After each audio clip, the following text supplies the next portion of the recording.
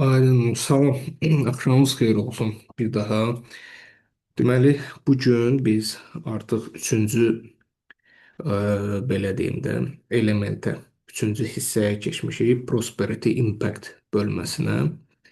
Yəni, burada biz danışacağıq daha çox istənilən bir layihənin iqtisadi baxımdan faydalığı, sosial baxımdan faydalığı, buna rifah deyək də, yəni hansı formada təsir göstərəcək gələcək aspektdə, uzun müddətli aspektdə bizim icra etdiyimiz layihə sosial olaraq necə təsir göstərəcək, iqtisadi olacaq, necə dəyər və fayda qatacaq, bu barədə danışacağıq. Deməli, burada siz hal-hazırda görürsüz, deməli bir cədvəl, hansı ki biz People and Planet Impact bölməsində də belə bir cədvələ baxmışdıq və bu gün danışacağımız hissə Project Feasibility bölməsi haqqında danışacağıq. Sonra bizim o təqdimatlara baxacağıq. Ona görə vaxtımız da çox getməsin. Ancaq birinci hissəyə baxacağıq bu gün. Deməli, birinci hissə burada nədir? Project Feasibility. Project Feasibility indi bu barədə biz geniş danışacağıq. Nə deməkdir? İstənilən bir layihənin mümkünlüyü. Feasibility phase deyirlər. İndi o fazalar haqqında da sizə məlumat verəcəm. Yəni, layihənin bu bölməsində biz qərar veririk ki, bu layihə mümkündür, yoxsa mümkün deyil. Və orada da addımlar var, onun da özünün bir mexanizması var. Business agility bu çeviklik deməkdir. Bu son zamanlar çox dəbdə olan bu project, agile project, bizimkilər ona agile project management deyirlər, amma agile project management, yəni çevik layihə idarə etmə sistemi. Yəni bir layihənin yeniliklərə nə qədər adaptasiya oluna bildiyin biz burada müzakirə edəcəyik. Daha sonra market and economics simulation odur ki, bazar canlandırması və iqtisadi stimullaşdırma. Yəni bizim ortaya qoyduğumuz layihə hansı formada marketdə, bazarda bazar dediyimiz burada ümumi anlamda istifadə olunur. Nə formada bir dəyər qatacaq, iqtisadiyyatı hansı formada stimullaşdıracaq, bu barədə danışacağıq. Və mən burada bir deməli hissə vermişəm. Ümumiyyətlə bir layihənin icra olmağa artıq başlayanda onun fazaları.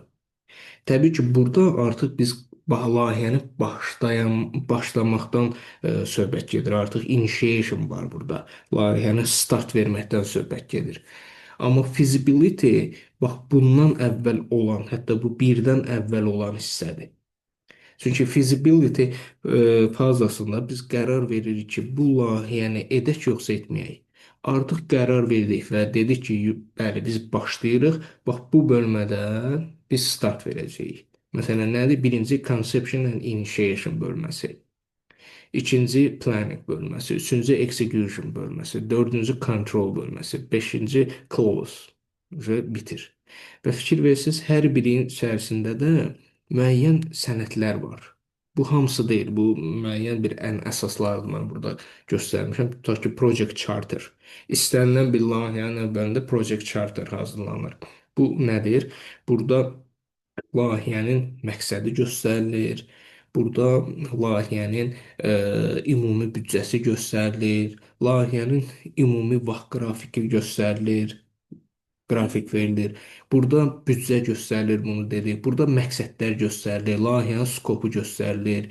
Burada risklər göstərilir. Burada assumptionlar göstərilir. Yəni bir layihə ilə bağlı ümumi bütün məlumatlar verilir, imzalanır və bu bir növ bilirsiniz nədir bu sənəd, Project Charter.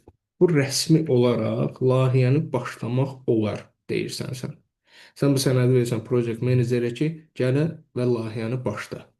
Bu rəsmi formada təsdiqlənir ki, bu layihəni biz edirik. İkinci planning mərhələsidir, planlaşdırma. Burada artıq sən hər şeyi planlaşdırırsan. Sən vaxtı necə kontrol edəcəksən, sən kommunikasiyanı necə planlaşdıracaqsan, sən riskləri necə idarə edəcəksən, sən büdcəvi necə idarə edəcəksən, sən skopu necə idarə edəcəksən, sən işləri bax burada work breakdown schedule var. İşləri necə hissələrə böləcəksən. Yaxşı, burada 20-dən çox planla, idarə etmə planından söhbət gedir. Aydındır. Hamısı planlaşdırma mərhələsidir. Adından da bəlli olduğu kimi. Sən nəyi necə edəcəksənsə, burada hər şeyi planlaşdırırsan sən. Adi məsələn communication plan nədir? Stakeholderlərlə necə communication olacaq, external partilərlə necə communication olacaq, yəni əlaqələr qurulacaq və sənin öz işçilərin arasında rəhbərlikdən işçilərə, işçilərdən rəhbərliyə doğru kommunikasiya xəttləri necə formalaşdırılacaq, risk idarə etmə prosesi nə hansı formada aparılacaq. Bütün bax bu hissədə, yəni biz planlaşdırırıq və bunların hamısının arxasında təbii ki, bir dokumentlər olur.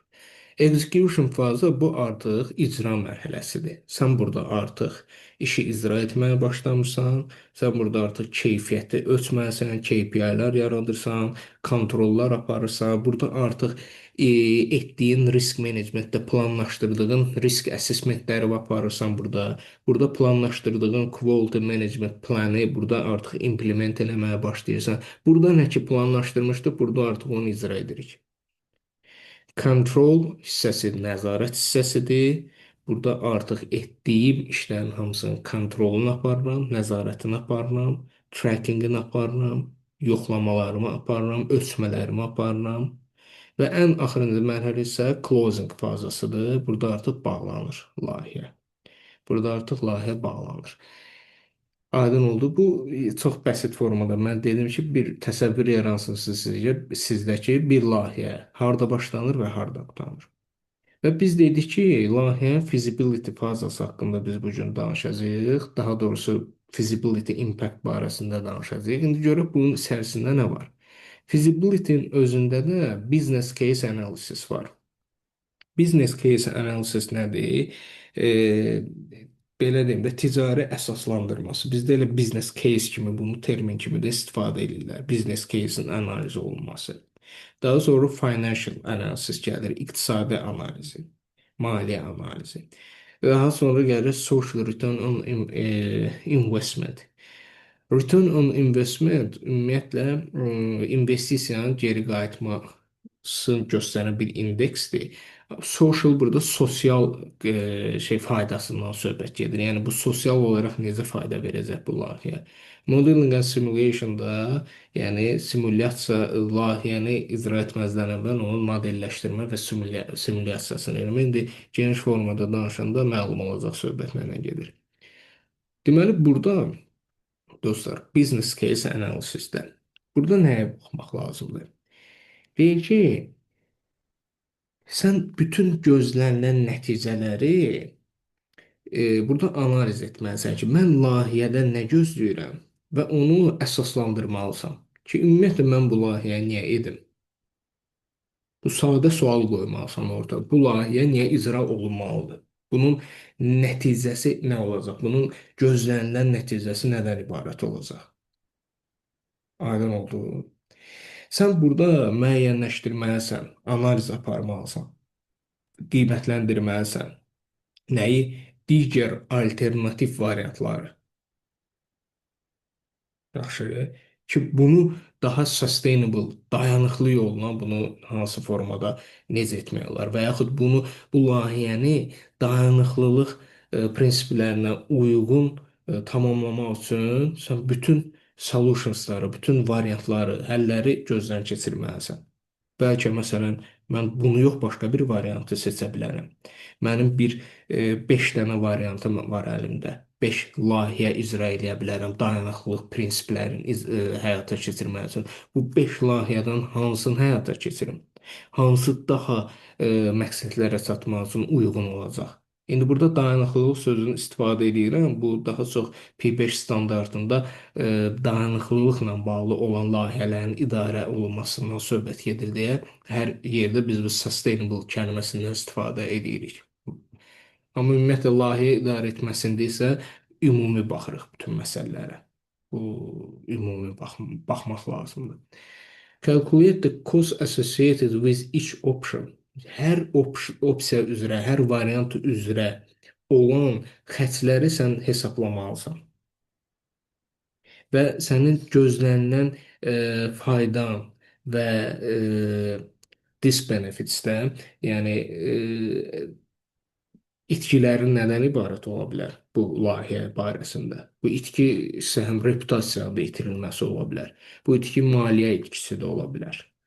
Aydın oldu. Ümumiyyətlə o project feasibility phase-də, yəni layihənin o mümkünlüyü fazasında biz nəyi təkcə şey ölçmürük ki, maliyyə tərəfini ölçmürük. Texniki mümkünlüyünə də baxırıq, iqtisadi mümkünlüyünə də baxırıq, qanun və hüquqi mümkünlüyünə də baxırıq, ekoloji və sosial mümkünlüyünə də baxırıq.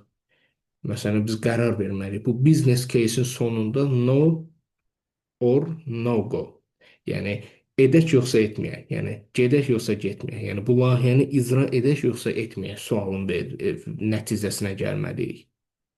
Bu business case analysis bundan ötürüdür və biz müxtəlif parametrlər üzrə baxmalıyıq. Elə məsələn bir layihə ola bilər ki, elə bir ölkədə icra olunması bunun fayda verməz.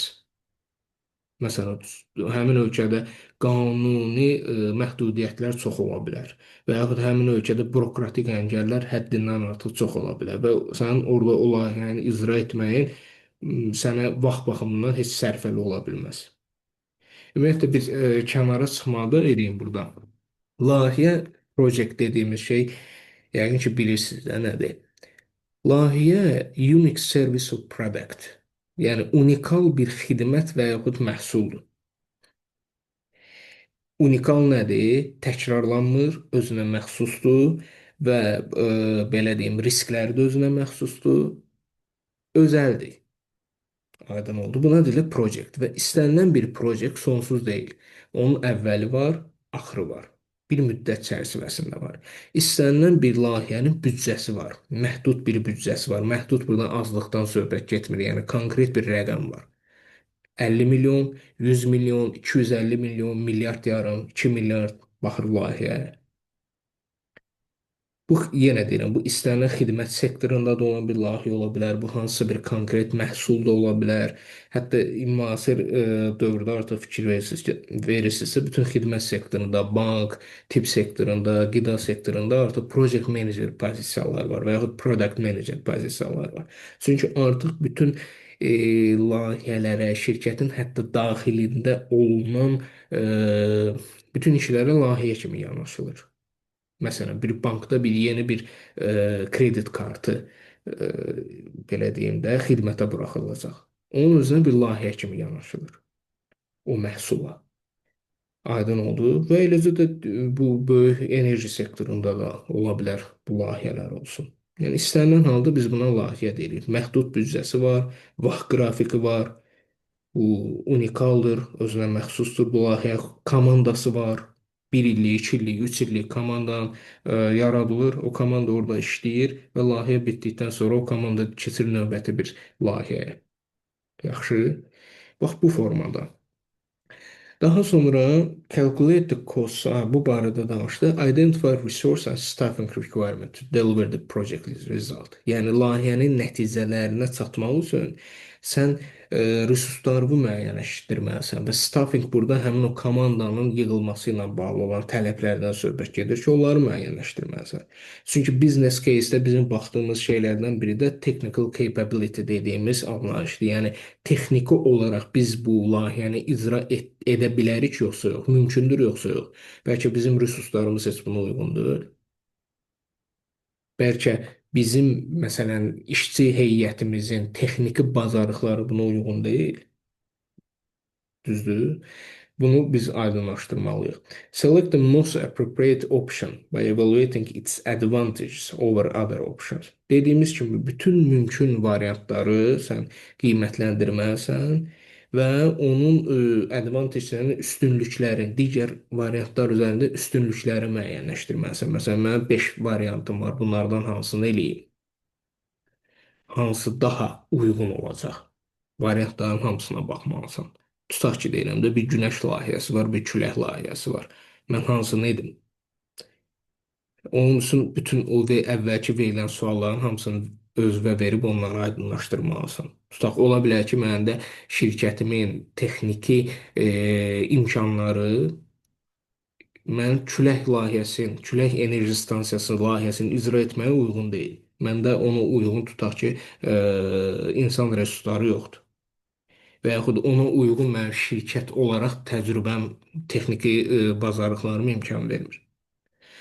Daha sonra monitor project progress against clearly defined cost and schedule targets to identify variances and which may harm. Bu nədən söhbət gedir? Elə qoy birbaşa bunu izah verək. Və sən layihənin bütün proqresini sən monitorinqdə eləməlisən. Aydınlaşdırmaq üçün ki, o sənə verilən xərc baxımından və vaxt baxımından sən xətaya yol vermirsən. Çünki yenə deyirəm də, bizim layihə boyunca biz həmişə iki dənə məsələni nəzarətdə saxlamalıyıq. Bu ən kritik məsələlərdən biridir. Daha doğrusu ikisi. Bunun biri xərcdir, cost. Bir layihə boyu bunu ölçürük. Çünki biz over budget ola bilərik. Düzdür. Over budget nədir? Yəni bizə verilən büdcədən aşa bilərik. Onun da xüsusi hesablanma qaydası var da. Orada AVM metod deyirlər. Earned Value Management. Orada o indekslər var, hesablanma qaydası var. İndi bir dəfə o barədə danışarıq. SPI, CPI metodları.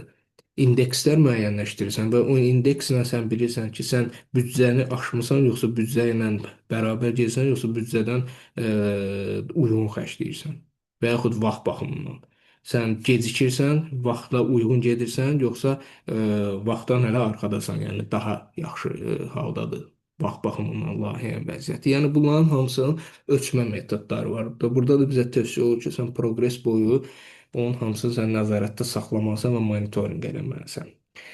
Financial analysis bu artıq daha çox maliyyə baxımından analiz etməkdir. Yəni feasibility fazada business case-ə baxdıq və qərar verdik ki, go or no. Yəni bunu elə yoxsa eləmə. Düzdür? Bir də bunun maliyyə tərəfdən analizi var. Maliyyə tərəfi analizi nədir? Sən konkret measured and realized şeyləri benefit, yəni o biz faydamızı ölçülə bilən eləməliyik biz. Measurable eləməliyik. Yəni məsələn də biz qazanc əldə edəcəyik. Nə qədər qazanc, hansı qazanc əldə edəcəyik? Və yaxud konkret qoyursan ki, biz məsələn filan ildə 2 milyon qazanc əldə edəcəyik 5 il ərzində. Bu konkret bir rəqəm, konkret bir ölçü olmalıdır və sən onunla müəyyənləşdirməlisən. Daha sonra understand that expected benefits are forecast, not guarantees. Yəni başa düşmək lazımdır ki, o gözlənilən faydalar hamısı e, proqnozlaşdırılan faydalardır. Bu qarantiya vermək olmaz ki, bu %100 belə olacaq. Və yəni feasibility fazada sən %100 heç vaxt deyə bilməzsən ki, mənim layihəm qarantiya verirəm ki, bu formada fayda verəcək, bu qədər fayda verəcək. Bu hamısı forecasting, yəni proqnozlaşdırılandır. Assumptionlarla proqnozlaşdırırsan. Çünki sən bilmirsən axı ki, nələr baş verə bilər. Elə qəza ola bilər ki, sən onu hesablamamısan. Elə force major vəziyyət yarana bilər, təbii fəlakət yarana bilər, başqa-başqa problemlər çıxa bilər, layihədə uğursuzluqlar ola bilər, hesablamalarında səhvlər çıxa bilər. Minlərlə sayılan səbəblər var. Ona görə deyir ki, başa düş ki, bu forecast, yəni proqnozlaşdırıldığın faydalardır.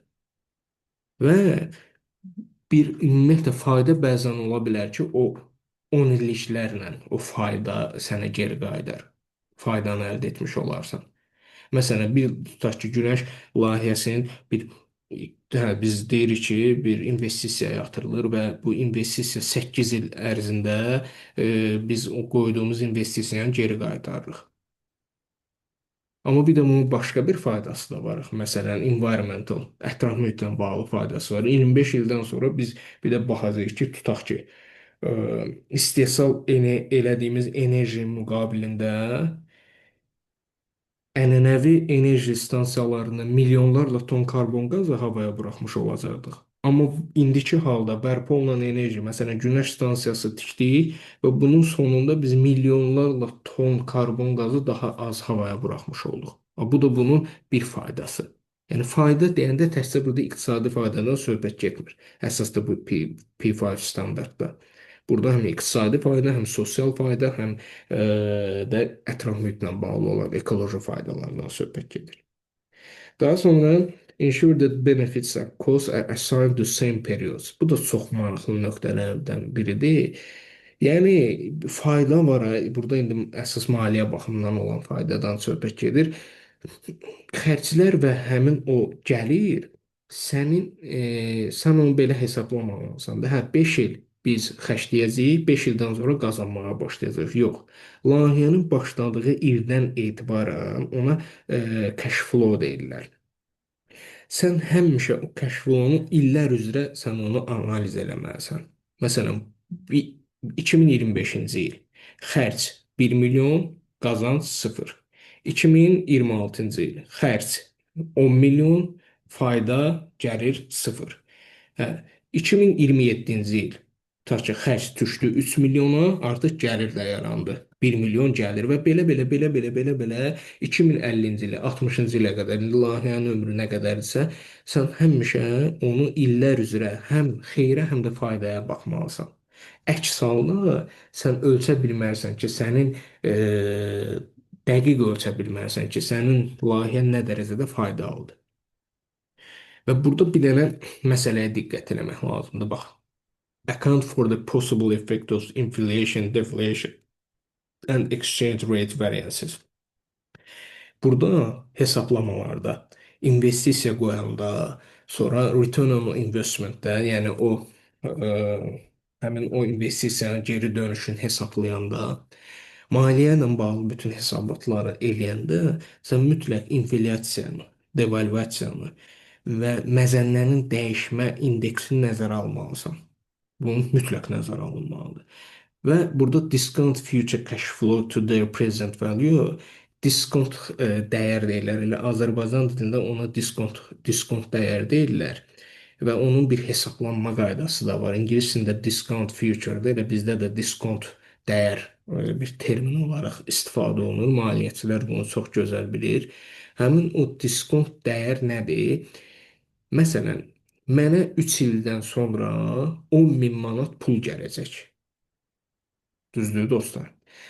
Mən o diskont dəyəri hesablamaqla müəyyənləşdirirəm ki, 3000 manat ki pul var, indiki halda onun dəyəri nə qədərdir? Çünki bu pul inflyasiya baş verir, pulun dəyəri aşağı düşür axı. Düzdür? 3 il sonrakı 10 min manat mənim indiki 10 min manatın dəyərində olmayacaq. Ona görə o gəliri, xərci hesablayanda həmişə özdə uzun müddətli layihələrdə mütləq şəkildə sən diskont dəyərdən istifadə etməlisən. Yəni ki, mənim 3 ildən sonra əldə elədiyim 10 min indiki dəyər ölçüsündə nə qədərdir bu? Bəlkə 7500 manat, bəlkə 8500 manatdır. Aydın oldu. Bax, diskont dəyəri bu çox önəmli şeylərdən biridir. Sonra konkret məsələn şeylər var da, BCR, Benefits of Ratio, Benefits and Cost Ratio, yəni dəyər, fayda və xərc nisbəti. Və yaxud Return on Investment var, bayaq dediyimiz məsələ. IRR var, Internal Return Rate var. İndi bunları izah edəcəm nədir? Məsələn, Benefit Cost Rate nədir? Fayda və xərc nisbəti. Bu, məsələn, mənim konkret bir faydam var və o faydanı bölürəm xərcə və bir indeks alıram, bir rəqəm alıram. Bu birdən böyükdürsə, vəziyyət əladır. 1-ə bərabərdirsə, mən sıfırdayam. Xərcimlə faydam mənə bərabərdir də, yəni mən burada qazanc əldə eləməmişəm. 1-dən böyük olmağı yaxşıdır, mən qazanc əldə eləmişəm. 1-dən kiçik olmalıdır ki, mən burada ziyan eləmişəm. Yəni biz burada çalışırıq ki, bu 1-dən kiçik olmamağına çalışırıq biz bunun. Return on investment isə investisiyanın geri dönüşüdür. Yəni istənilən bir layihəyə investisiya qoyanda biz onun geri dönüşümü barəsində fikirləşirik də, düzdür? Burada da xalis gəliri bölürsən investisiyaya, vurursan güzər. Yəni belə bir çox sadə bir formulası var. Xalis gəlirdə nədir? Yəni bütün xərcləri çıxandan sonra əldə qalan gəlir. Və qoyduğum investisiyaya onu bölürəm, vururam güzə. Bu rəqəm, bu nisbətdə alınan rəqəm nə qədər böyükdürsə, layihə o qədər uğurludur, daha gəlirli sayılır. Bir də IRR var, yəni internal rate of return. Bu məsələn şirkət özünə bir rəqəm müəyyənləşdirir ki, mənim gəlirliliyim nə qədər olmalıdır. Tutaq ki, 15%-dən aşağıdırsa mən bu layihəni icra etməyəcəm. Şirkətin özü müəyyənləşdirir. 14%-dir, 20 və yaxud 25%-dir. Və burada da təbii ki, qəbul olunmuş bir praktikalar var. Standart deməyək, qəbul olunmuş bir praktika ki, hər layihədə onun özünə uyğun indekslər var. Məsələn, elə layihə var ki, orada tutaq ki, 1.1 çox yaxşı bir indeksdir. Elə layihə var ki, orada 1.25 çox yaxşı indeksdir. Yəni o layihədən asılı olan bir şeydir. Xidmət sektorudur, enerji sektorudur və yaxud bu başqa bir sektordan ola bilər. Orada yəni sektordan asılı olaraq dəyişə bilər. Layihədən asılı olaraq dəyişə bilər. Yaxşı. Yəni bax ən maraqlı və vacib olan hissələrdən biridir ki, bax biz burada nələri öyrəndik onunla, yəni o feasibility phase-də, yəni mümkünlüyünü o analiz etdiyimiz fazada biz bilməliyik ki, bu proqnozdur, bu qarantiya deyil və biz ölçülə bilən faydaları müəyyənləşdirməliyik və ən əsası odur ki, biz bütün dövrlər üzrə xərcləri və xeyri biz eyni periodlar üzrə hamısına baxmalıyıq, eyni zaman kəsiyində. Həmin o inflyasiya, devalvasiya və məzənnədə dəyişikliklərin hamısını nəzərə almalıyıq. Diskont dəyəri həmişə nəzərə almalıyıq və burada göstərdiyimiz bu metriksləri, ölçü metrikslərin hamısının hesablanmalıdır və bunu biz referens kimi qəbul etməliyik qərar vermə fazasında. Və sonra gəlir yenə feasibility fazada social return on investment. Yəni dediyimiz kimi investisiyanın sosial geri dönüşü. Bir var iqtisadi geri dönüşü, bir də var sosial geri dönüşü. Sosial geri dönüşü nədir? Bizim onun sosial faydasına baxmalıyıq. Və burada həmişə ümumiyyətlə istənilən halda e, heç vaxtı layihənin faydasını çox şişirdib və xərclərini də çox aşağı göstərmək olmaz. Aydın oldu. Yəni bu real şeylə baxmaq lazımdır. Məsələn deyəm məsələn, burada çox kiçik qosla biz çox böyük faydalar əldə edə biləcəyik. Yox. Bu real deyil. Realistik olmaq lazımdır istənilən halda. Yaxşı. Burada da yenə bayaqki söhbəti yenə təkrarlayır ki, bu məsələdə də sən mütləq bunun inflyasiya, o pulun dəyərindən düşməni, ucuzlaşma, nə bilim bu həmin məzənnələrin dəyişikliyin hamısını nəzərə almalısan. Həmin o diskont məsələsi burada da yenə təkrarlanır və burada o ensure that benefits can be both measured and realized. Yenə burada sən konkret bir ölçülər qoymalısan, ümumi danışmamalısan, ölçülə bilən faydaları nəzərə almalısan. Yaxşı. Və proqressi ölçməlisən həmişə və bu barədə deyir ki, menecment hansı ki bu layihəni sponsor maliyyələşdirən belə deyək də idarə etmə heyəti üçün bu barədə sən həmişə məlumat verməlisən ki, burada ola bilər ki, heç ümumiyyətlə heç bir social return yoxdur. Yəni sosial heç bir fayda yoxdur. Yəni dayanıqlılıq prinsipinə uyğun olan istənilən layihə burada sosial rifaha xidmət eləməlidir. Sosial rifah bunun bir hissəsi olmalıdır. Sosial fayda bu layihənin bir hissəsi olmalıdır. Əks halda biz buna dayanıqlı layihə, project management deyə bilmərik. İqtisadi fayda var, əla. Ətraf mühitə faydası var, əla. Sosial bunun geri dönüşü var, yoxsa yoxdur. Bunu da sən mütləq ölçməlisən, mütləq bunu da analiz etməlisən. Aydındır.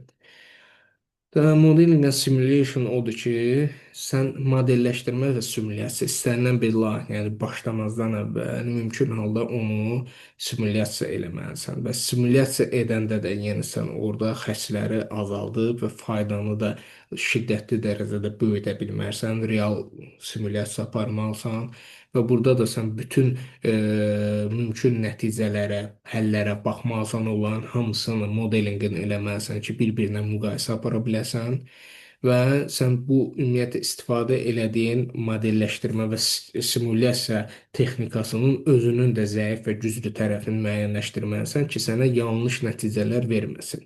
Yanlış nəticələr verməsin. Və burada da indi machine learning-dən istifadə olunur. Burada indi hal-hazırda AI var, AI toollardan istifadə olunur, müxtəlif proqramlar var, softverlər var və s. və əlaxır. Layihənin başlamazdan əvvəl onun bir simulyasiyasını aparırlar və onun nə dərəcədə uğurlu olmamağın ehtimal edirlər. Forecasting-dir. Bu da yenə dəqiq bir şey deyil.